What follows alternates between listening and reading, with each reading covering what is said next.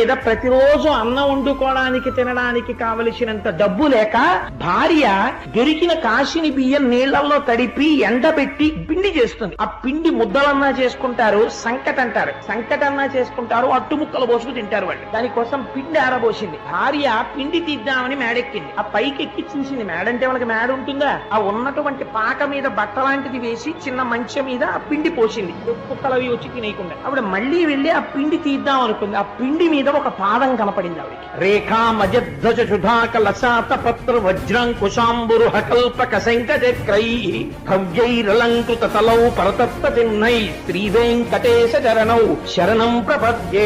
పద్మరేఖ, శంఖరేఖ, చక్రరేఖ, అంకుశము, అమృతపాత్ర వీటన్నింటితో కలిసి వెలిగిపోతున్న పాదముద్ర ఒకటే ఆ పిండి మీద కనపడి. ఆవిడ చూసి ఆ పాదముద్ర చూసి పొంగిపోయి ఏమిటి పాదముద్ర అని భర్తకి చెప్పింది. ఆయన వచ్చి చూసి ఈ ముద్ర చూస్తుంటే